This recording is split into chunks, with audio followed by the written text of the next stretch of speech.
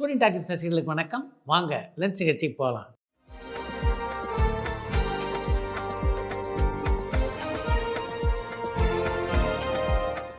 என்னப்பா முதல் கேள்வி? இந்திய அளவுல திரைப்படங்களுக்குன்னு தொடங்கப்பட்ட முதல் திரைப்பட பத்திரிகை எதுன்னு கடலாடியிலேருந்து பாலசுப்ரமணியம் கேட்டிருக்காங்க. இந்தியாவில் முதல் சினிமா பத்திரிகைன்னா அது 1920ஆம் ஆண்டில் வங்காளத்தில் தான் உதயமாகியது. அந்த சினிமா பத்திரிகையுடைய பெயர் பிஜோலி. அந்த பத்திரிகையை நடத்தியவர் திவேதி என்பவர். டிக் டிக் டிக் படத்துல அசிஸ்டன்ட் டைரக்டர்ல மனோகர்னு ஒரு பேர் வரும். அந்த மனோகர் யாருன்னு நற்றமிழன் மதுரையிலேருந்து கேட்டிருக்காங்க. பின்னாளில் மண்ணுக்குள் உயரம், சாமுண்டி போன்ற பல வெற்றி படங்களை இயக்கிய மனோஜ்குமார் தான் மனோகர் என்ற பெயரிலே அந்த காலகட்டத்தில் பாரதி ராஜாவுடைய படங்களிலே உதவி இயக்குநராக பணியாற்றி கொண்டிருந்தார். அவருடைய பெயர் தான் அது. டைரக்டர் அருண் பிரபுவை சாய்வு சித்ரால எதிர்பார்க்கலாமான்னு புவனேஸ்வரி மடிப்பாக்கத்திலேருந்து கேட்டிருக்காங்க. சக்தி திருமன் வெளியான காலகட்டத்திலேயே அருண் பிரபுனுடைய சிறப்பு பேட்டி நம்முடைய டூரிங் டாக்கஸ்லேயே ஒளிபரப்பாகியது. சாய்வு சித்ரா நிகழ்ச்சி இடம்பெறக்கூடிய பல தகவல்களை அந்த பேட்டியிலே அருண் பிரபு பகிர்ந்து கொண்டிருந்தார். சித்ரா சார், நீங்கள் பிஆர்ஓவாக வேலை செய்யும்போது செஞ்ச மிகப்பெரிய தப்பு என்ன, அதை பற்றி ஷேர் பண்ண முடியுமான்னு தேனியிலேருந்து ரியாஸ் கேட்டிருக்காங்க. நான் பிஆர்ஓவாக பணியாற்றிய காலகட்டத்தில் சிறிய தப்புகளை கூட நான் செய்ததில்லை. நடிகர் பசுபதி வெறும் நடிகர் தானா, இல்லை தயாரிப்பாளர், இயக்குனர்னு நிறைய அவதாரம் எடுத்திருக்காங்களான்னு மாத்தூர்லேருந்து சிவனேசன் கேட்டிருக்காங்க. பசுபதியை பொறுத்தவரையிலே திரைப்படத்துறையில் ஒரு நடிகராக மட்டுமே அவர் இருக்கிறார். இயக்குனராகவோ தயாரிப்பாளராகவோ அவர் வேறு அவதாரங்கள் எடுத்ததில்லை. மனிதரில் மாணிக்கம் படத்தில் சிவாஜி சாரோட ரோலுக்கு பெரிய இம்பார்ட்டன்ஸ் இருக்காது, இருந்தாலும் அவர் அந்த படத்தில் நடிச்சிருப்பார். அந்த படத்தை பற்றி ஏதாவது ஷேர் பண்ண முடியுமான்னு கடலாடியிலேருந்து பாலசுப்ரமணியம் கேட்டிருக்காங்க. மனிதர் மாணிக்கம் படத்துடைய படப்பிடிப்பு சாரதா ஸ்டுடியோவில் தான் நடைபெற்றது. அந்த படத்தை இயக்கிய சிவி ராஜேந்திரனுடைய நெருக்கமான நண்பர் அப்படின்றதுனால பல முறை அந்த படத்துடைய படப்பிடிப்புக்கு நான் போயிருக்கேன். ரசிகர் மத்தியிலே எந்த ஒரு எதிர்பார்ப்பும் அந்த படத்துக்கு இல்லாமல் போயிட்டு, அதன் காரணமாக தான் அந்த படம் வெளியான போது அந்த படம் வெற்றி அடையவில்லை. ஏவிஎம் சரவணன் சார் இப்போ நம்ம கூட இல்லை, அவரை பற்றி ஏதாவது ஷேர் பண்ண முடியுமான்னு கோவைப்புதூர்லேருந்து பாபு கேட்டிருக்காங்க. மறைந்த ஏவிஎம் சரவணன் மாதிரி மற்றவர்களுக்கு மரியாதை கொடுக்கின்ற மனிதரை அவ்வளவு எளிதிலே பார்க்க முடியாது. அந்த அளவுக்கு மற்றவர்களை மதிக்கின்ற குணத்தை வைத்துக் கொண்டிருந்தார் அவர். ஒரு திரைப்பட தயாரிப்பாளருக்கு என்னென்ன தகுதிகள் வேண்டுமோ அந்த தகுதிகள் எல்லாம் அமையப்பெற்ற ஒரு தயாரிப்பாளராக இருந்தவர் அவர். கதை விஷயத்தில் அந்த அளவுக்கு கவனம் செலுத்துவார். கதை அவருக்கு பிடிச்சதுன்னா அதுக்கு பின்னால் அந்த படத்துடைய பட்ஜெட், அதுலேயும் மிக தீவிர கவனத்தை செலுத்துவார். எல்லா வகையிலும் சிறந்த தயாரிப்பாளராக விளங்கி அவரை இழந்தது நிஜமாகவே தமிழ் சினிமாவுக்கு மிகப்பெரிய இழப்பு.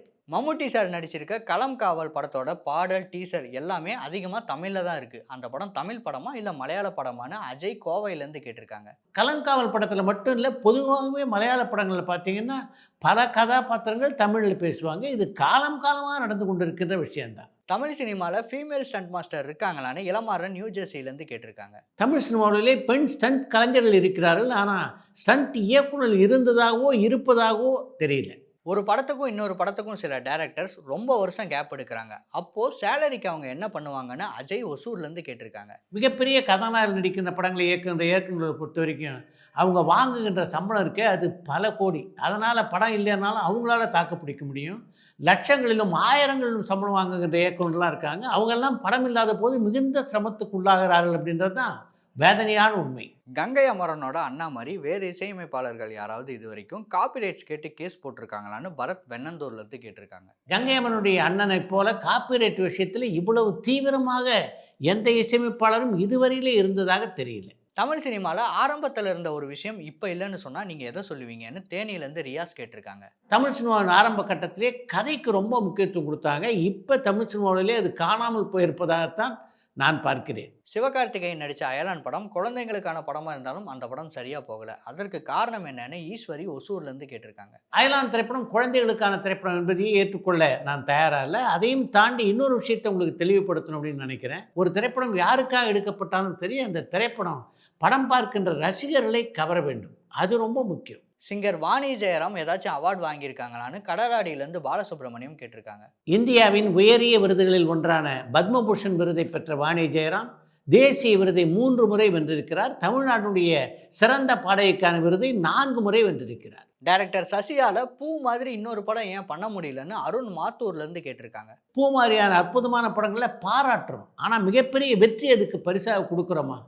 அப்படிப்பட்ட வெற்றியை கொடுத்தால் தானே அது போன்ற படங்களை எடுக்க வேண்டும் என்ற எண்ணம் அந்த இயக்குனருக்கோ தயாரிப்பாளருக்கோ வரும். கூலி படத்துக்கு அப்புறம் நாகார்ஜுனா தமிழ் ஏதாவது படம் நடிச்சிருக்காரான்னு தேனியிலேருந்து ரியாஸ் கேட்டிருக்காங்க. கூலி படத்துக்கு பின்னாலே தமிழே ஒரு நல்ல கதாபாத்திரத்தை நடிக்கணும் அப்படின்ற ஆர்வம் நாகார்ஜுனாவுக்கு இருக்குது. இன்னும் அப்படிப்பட்ட வாய்ப்பு அவருக்கு சரியாக அமைந்ததாக தெரியல.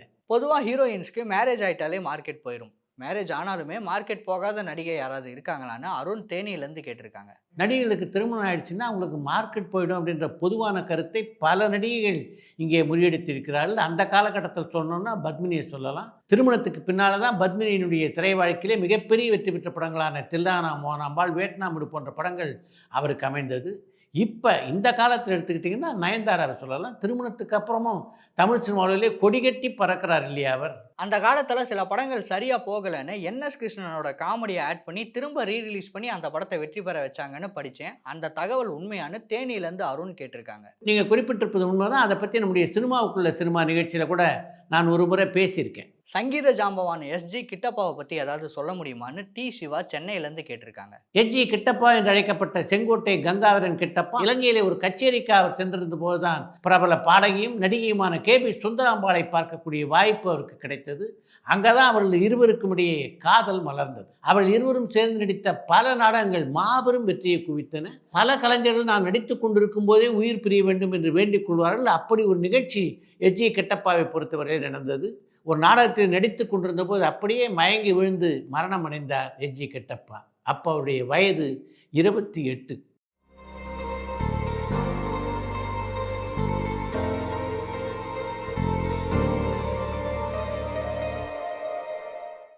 ஒரு படத்தோட பார்ட் 2 மேல எக்ஸ்பெக்டேஷன் இருந்தாலும் சில டைரக்டர்ஸ் வேற சில படங்கள் பண்ணிட்டு அதுக்கப்புறம் அந்த பார்ட் 2 எடுக்கிறாங்க. இதுக்கு காரணம் என்னன்னு கமலா ஈரோட்லேருந்து கேட்டிருக்காங்க. வெற்றியடைந்த ஒரு படத்துடைய 2வது பார்ட் எடுக்கும்போது நிச்சயமாக ரசிகர் மத்தியில் அந்த படத்துக்கு நல்ல வரவேற்பு இருக்கும். அதனால் எப்போ நம்ம கொஞ்சம் வீக்காக இருக்குமோ அப்போ அந்த படத்தை எடுக்கலாம் அப்படின்ற எண்ணத்தில் கூட ஒரு சில இயக்குனர் இருக்கலாம் அப்படின்னு தோணுது. அடுத்து இன்று ஒரு தகவல். ஏவி நிறுவனத்திலே பல திரைப்படங்களுக்கு உதவி இயக்குநராக பணிபுரிந்தவர் எஸ்.பி. முத்துராமன். அவரை பொறுத்தவரையிலே அந்த நிறுவனத்தின் மீது அவருக்கு ஒரு சிறு மன வருத்தம் உண்டு. அவ்வளவு காலம் உதவி இயக்குநராக பணியாற்றி தனக்கு ஒரு படத்தை இயக்கக்கூடிய வாய்ப்பை அவர் வழங்கவில்லையே என்பதுதான் அது. அப்படிப்பட்ட ஒரு சூழ்நிலையில் தான் குகநாதனிடம் நிர்வாகியாக இருந்த லட்சுமணன் என்பவர் தான் ஒரு திரைப்படத்தை தயாரிக்க இருப்பதாகவும், நீங்கள் ஏவி நிறுவனத்தை விட்டு வெளியே வந்தால் நான் உங்களுக்கு இயக்கும் வாய்ப்பை தருகிறேன் என்றும் அவரிடம் சொன்னார். இயக்கும் வாய்ப்பு அப்படின்றது அந்த காலகட்டத்தில் பார்த்தீங்கன்னா மிகப்பெரிய வாய்ப்பு. அவர் அப்படி சொன்னதுக்கு பின்னால் ஏவிஎம் நிறுவனத்தை விட்டு விலகுவது என்ற முடிவை அவ்வளவு எளிதிலே எஸ்.பி. முத்துராமனால் எடுக்க முடியலன்னா அதுக்கு முக்கியமான காரணம் ஏவிஎம் நிறுவனத்தோடு அவருக்கு இருந்த பந்தம். அதுலேயும் பார்த்தீங்கன்னா ஏவி மெய்யப்ப செட்டியாருடைய மகனான சரவணனுக்கும் எஸ்.பி. முத்துராமனுக்கும் இடையே இருந்த உறவு இருக்க அது கொஞ்சம் வித்தியாசமான உறவு என்று தான் சொல்ல வேண்டும். அந்த அளவுக்கு எஸ்.பி. முத்துராமன் மேல் பாசமும் நேசமும் கொண்டவராக இருந்தவர் எம். சரவணன். ஏவிஎம் நிறுவனத்திலிருந்து நீங்கள் பிரிஞ்சு போனாலும் உங்கள் மேலே எனக்குள்ள அன்பு இருக்குது, அது என்றும் மாறாது என்று சொல்லித்தான் அவரை வழி அனுப்பி வைத்தார் சரவணன். அப்படிப்பட்ட ஒரு நட்பு அவங்க மத்தியில் இருந்த காரணத்தினால்தான் ஒரு காலகட்டத்தில் ஏவிஎம் சரவணனோடு இணைந்து பல திரைப்படங்களை இயக்குகின்ற வாய்ப்பினை பெற்றார் எஸ்.பி. முத்துராமன். பட் என்.டி. ராமாராவும் கொஞ்சம் ஸ்டெப்பு தான் இல்லை. பட் ஆக்சுவலி டான்ஸ் ஃபார்மேட்டுன்னு எடுத்துகிட்டு வந்தது வந்து அவங்க சிரஞ்சீவியும் பிரபு சார் 2 பேரும் கலந்த அப்புறம் தான் ஒரு நல்ல ஃபார்மேட். ஜோதா அக்பரில் உங்களுக்கு தேசிய விருது கிடைக்கிறதுக்கு காரணம் அமைஞ்சது எதுன்னு நினைக்கிறீங்க? அந்த பாட்டில் வந்து நீங்கள் ஒரு பெரிய ஸ்பெஷாலிட்டி பாருங்கள் சார். அது யாருமே யோசிக்கல, நானும் யோசிக்கல. அது இந்த பயணத்தில் எங்கெங்கெல்லாம் ரொம்ப மிக அதிகமாக நீங்கள் காயப்பட்டீங்க? நிறைய பெரிய டான்ஸ் மாஸ்டர்ஸ்லாம் இன்சல்ட் பண்ணியிருக்காங்க.